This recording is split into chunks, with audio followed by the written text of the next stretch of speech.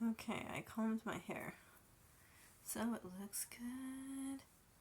Looks good, looks good, looks good, looks good. Pretty good anyway. Just pretend you didn't see that part. And it'll be good.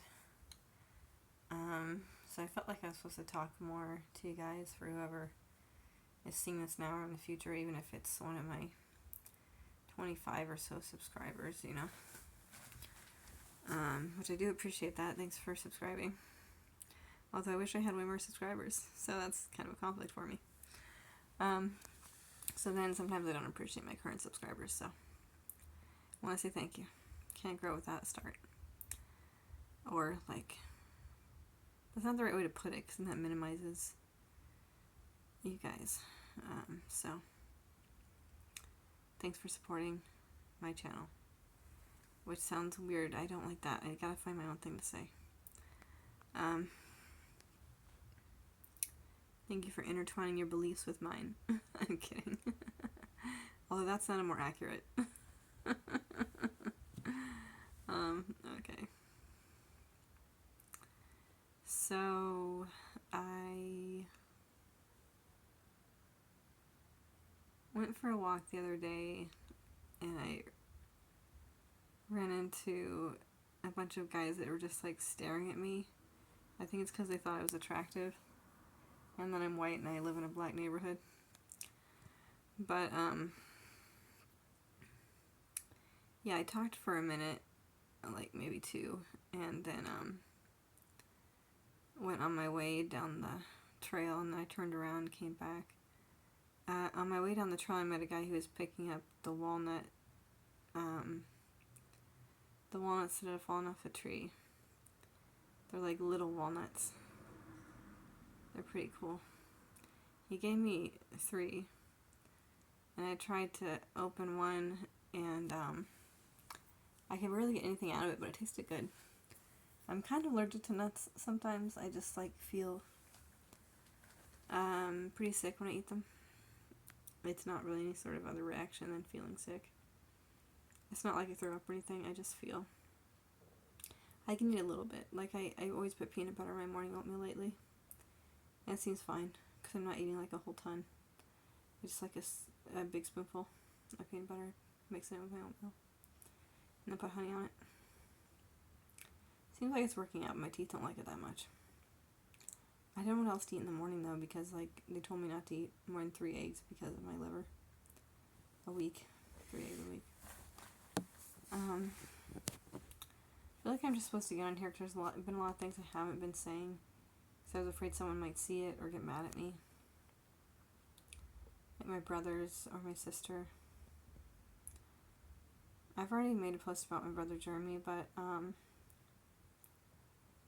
it's like, I know it's hard to find like things I may have said because I just label everything thoughts or whatever, but I just don't want certain people to be able to find it that easily. I might just watch like a random video and not ever happen upon it. My family members, I'm kind of scared of them, but it's not because they would actually physically hurt me. Just because they might emotionally hurt me, and they have my phone number now, so I shouldn't have given it to them. Yeah. My mom probably still won't talk to me. It's been a year and a half. It makes me sad. But she was kind of like being like conniving and rude and weird to me before I left Montana, and in the few phone calls I gave to her when I got to Texas.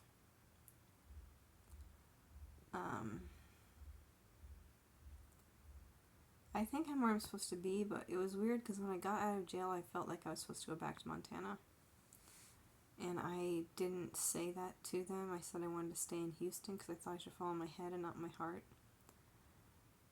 So it's been weird, like all this year and a half, I've been feeling like I should be in Montana at different times. And other times I try to accept Houston. I shouldn't have said where I live, but you don't know if it's Kentucky or Texas.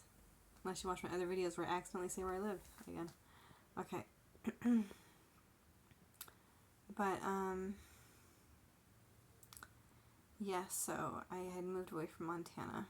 That's where my mom lived. So she was pretty angry at me for leaving her, so to say. She's very possessive. But, yeah.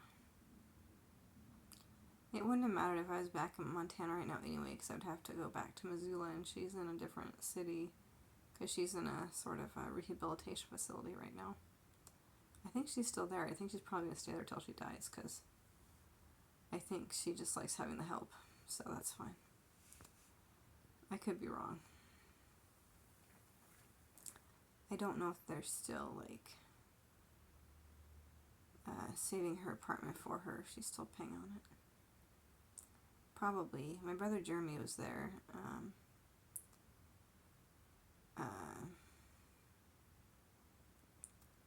Apartment surfing in my mom's apartment, so I think she was still paying on it when I went to Montana after I got out of jail, because I went there for a day or two,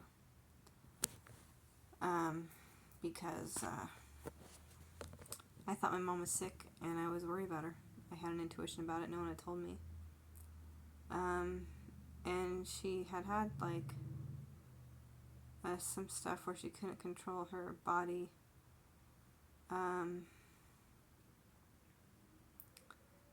Back in October or something. It's just weird, because if this stuff happened to me, I could see my mom vaguely caring, but not really. So it's like, why do I have such a heartfelt response? Like, I just want her to be okay, and I'm so sad that anything ever happened to her. It's like, I care about my mom more than she cares about me.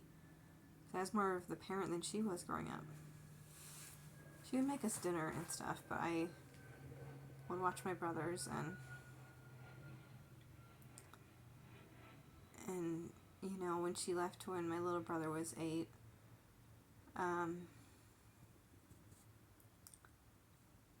was kind of the only mom he had. I don't know if I did a very good job of it, because I wasn't like, I mean, I made them breakfast sometimes, my dad and my brothers. It was just so out of sync. It just felt so bad to me, because it's not something I should have been doing. I should have just made myself a pancake, because it's not like my brothers cared, and I don't think they even ate it. It was good though. I'm good at making pancakes. My dad would force them to say thank you, when I think he was kind of mad I was helping too.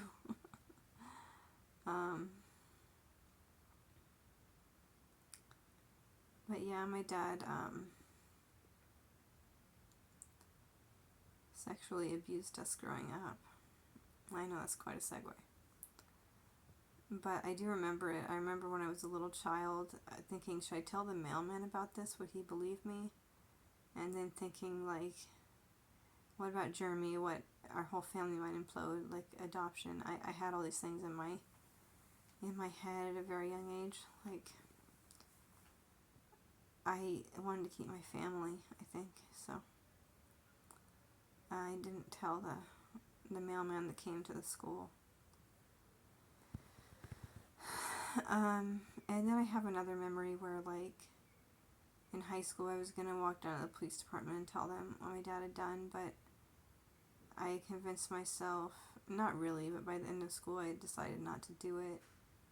And then as time went on, I gaslit myself and said it didn't actually happen. I don't know how many times it happened in high school. I just think either I blocked it out, or it didn't happen a lot, or it was so traumatizing that I didn't remember it most of the time. I don't know. I feel like I remember, like, having to force myself to not remember to go on with the next day. And I think, although my mom had schizophrenia and left the house when I was 14, my parents were already separated, but so she left us in an empty apartment, so to say. We were at my dad's place, but my dad let me stay in the empty apartment for a while.